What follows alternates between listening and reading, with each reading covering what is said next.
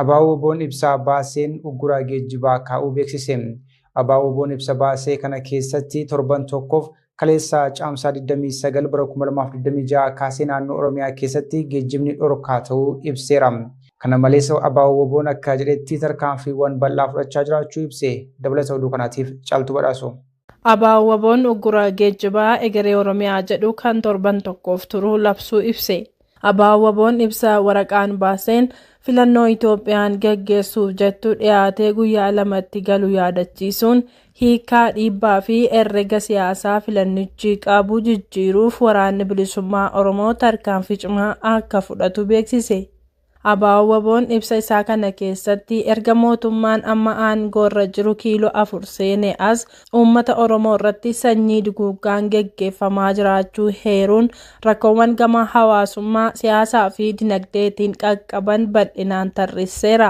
Filannoo geggeeffamuuf jiru kana callisee ilaaluun egeree Oromiyaa dukkaneessuudha kan jedhe Abaaboo boon. Kanaaf tarkaanfii uggura geejjibaa maqaa egeree Oromiyaa jedhuun labsuu beeksise. Tarkaanfiin kun zoonilee bobbaa waboo 8 keessatti guyyaa kaleessaa caamsaa 29 2026 kaasee akka hojiirra oolu ibsa ba'eerraa hubachuun danda'ameera. Kana ordofee kutaalee Oromiyaa iddoo garaagaraatti waraanni geggeeffamaa jiraachuun himameera. የትራንስፖርት እገዳ ነው ያለው። ትራንስፖርት እገዳ ማንም ኦሮሚያ ውስጥ ከአንድ ከተማ ወደ ሌላ ከተማ እንዳይንቀሳቀስ ትራንስፖርቶች እንዳይኖሩ የትራንስፖርት አገልግሎት ሰው ከቤቱም ወጥቶ ከሆነ ከአካባቢው ወጥቶ ከሆነ ባለበት እንዲቆይ ይላል። የሚቀጥሉት 7 ቀናት ለአንድ ሳምንት ማለት ነው።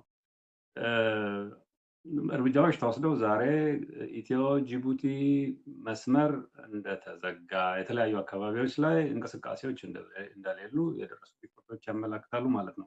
ስለዚህ አሁን ምርጫ የሚባል በጁን 1 ይካሄዳል የተባለው ሰኔ 1 ማለት ነው ተቀባይነት የሌለው ሌጂቲሜት እንዳልሆነ በእኛም በኩል በማህበረሰቡም በኩል የማሳየት ኃላፊነት ይኖርብናል። ምንድነው ስርዓቱ ይሄንን ምርጫ የሚፈልገው እኔ በህገ መንግስቱ ያው ኮታንኮት አድርግልኝ የተመረጥኩኝ ሌጂቲሜት የሆንኩኝ ባለስልጣን ነኝ። ስለዚህ ማንም ሊፋለመኝ አይገባም፣ ማንም ሊገዳደረኝ አይገባም የሚለውን ለአባሎቹም እንደገና ለማህበረሰባችንን ለማወናበድ የውጭውንም ዓለም እኔ እኮ ቅቡልነት ያለኝ የተመረጥኩኝ መንግስት ነኝ ለማለት የሚፈልገው ተውኔት እና የፖለቲካ ወንጀል ካልሆነ በስተቀር ምንም እርባና ስለሌለው በዚህ በአንድ ሳምንት ቆይታ ውስጥ ምንም አይነት እንቅስቃሴ በማይኖርበት ሁኔታ ውስጥ ምርጫ የሚባል ነገር እንደማይኖርና ይሄ ምርጫ ተቀባይነት እንደሌለው የማሳየት ማህበረሰቡም ከቻለ ወጥቶ እንዳይመርጥ ከተገደደ ደግሞ ያው ባለበት አካባቢ የሚያደርገውን እንዲያደርግ ከዚያ ደግሞ ቀጥሎ ይሄ እንቅስቃሴ ወደ ሌላ ደረጃ የሚሸጋገርበት ሁኔታ ሊፈጠር ይችላል ማለት ነው። ያንን ደግሞ በሂደት ከሜዳ ያሉ አመራሮች ሲሰጡን አቅጣጫ ያንን ተከትለን ለህብረተሰባችን Filannoo Itoophiyaan waxabajjii tokko bara 2026 geggeessuuf jirtu naannichaa jeequu akka danda'u himame. Kana malees filannichi biyyattii bittinneessuu akka danda'u qorannoo dhaabbanni Chatham House geggeessee ifoomse.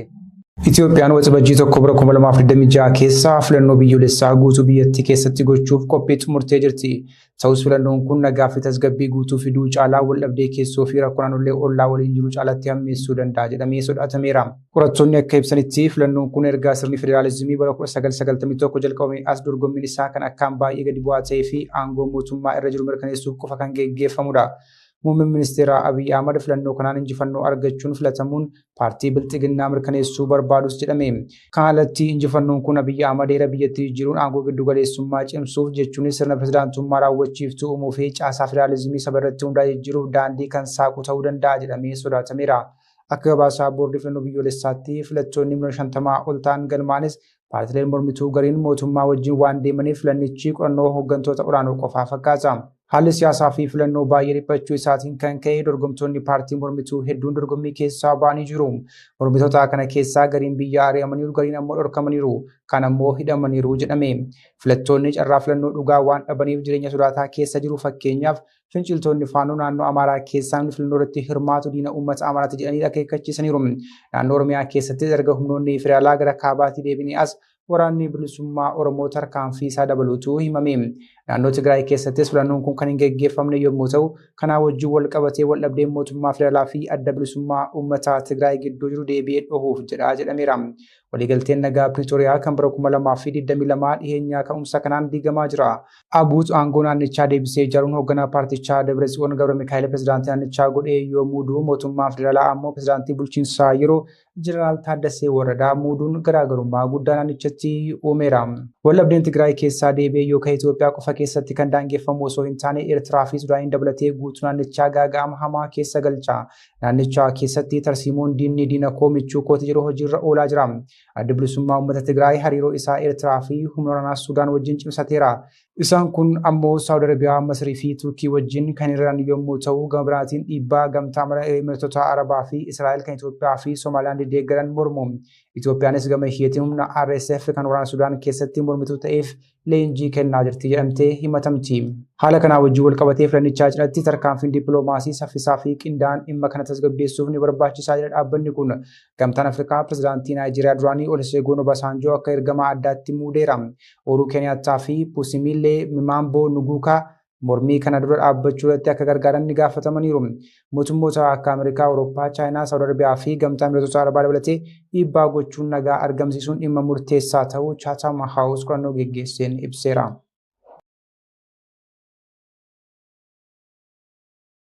Wayitaa waraanni bilisummaa Oromoo ogguraa torban tokkoof naannoo Oromiyaa keessatti hojiirra ooluu labsee jiru kanatti koomishiniin poolisii Oromiyaa ammoo nageenya naannichaa milkeessuuf hojjechaa jiraachuu ibse. Koomishinichi ibsaa baaseen naannoo Oromiyaa keessatti qophiin filannoo hundi taasifamuu fi namni nagaan bahee filachuu akka danda'u eeraa jira. Dabalata oduu kanaa Caaltuu Badhaasootu isinitti hima. Filannoo waliigalaa marsaa torbaffaa karaa nagaan milkeessuuf qophii ta'uu koomishinichi ibse. Filannoon waliigalaa marsaa torbaffaan karaa nagaan akka milkaa'uuf raayyaa ittisaa fi qaamolee nageenyaa federaalaa kaan waliin qindoominaa fi kutannoon hojjechaa akka jiru koomishiniin poolisii Oromiyaa ibseera.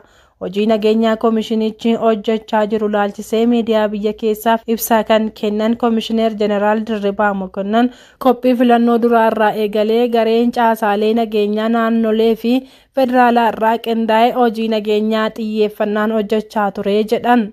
Koomishineer Jeneraal Dirribaa Mokonnon qaamolee farreen nageenyaa ittiin jedhanii fi filannoo gufachiisuuf akkasumas hokkara uummataa kaasuuf socho'an jedhan adda baasuun tarkaanfiin fudhatamuu ibsan. Hojiin nageenyaa qindoominaa fi xiyyeeffannaa olaanaan waan hojjetameef meeshaalee filannoof akkaan murteessoo ta'an yeroo barbaachisutti iddoo barbaachisuun ga'uu dubbatan. Hojiin murteessaan kunis rakkoo nageenyaan osoo hin gufatin yookiin yaaddoo tokko malee raawwachuu ibsan. Filannoon kun naga qabeessa, walabaa fi dimokiraatawaa ta'ee akka milkaa'uuf hojiin nageenya eegsisuu fi hordoffii cimaa taasisuu naannoo Oromiyaa keessatti eegalame hanga bu'aan filannoo ibsamutti cimee akka itti fufu ibsan Koomishineer Jeneraal Dirribaa Mokonnon. Waan kana ta'eef uummanni fi filattoonni naannichaa hundi ofitti amanamummaa guutuu fi nageenya amansiisaan jiraachuu hubachuun guyyaa filannoo ba'anii akka filatan koomishinichi waamicha taasiseera. Gareen nageenya kabachiisuuf hundaa'uun kutaalee biyyattii adda addaatti bobba'ee jirus hanga adeemsi filannoo kun obba'utti hojii nagaa eegsisuu fi olaantummaa seeraa kabachiisuu kutannoon itti fufaa jedha ibsi Koomishineer Jeneraal Dirribaa Mokonnon.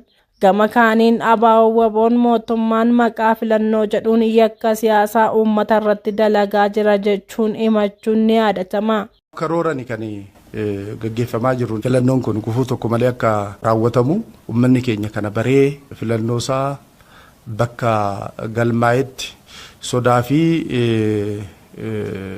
shakkii tokko malee gaggeeffachuu kan qabu ta'uu isaati kan inni ibsuu barbaadu. Opereeshinii duwwaa odoo hin ta'in istaand baay'ee filannoo kanaaf humna gaa ramadamee waan jiruuf uummanni keenya sodaa tokko malee bahee filannoo kana taasisuu kan qabu ta'uu isaa ibsuun barbaada.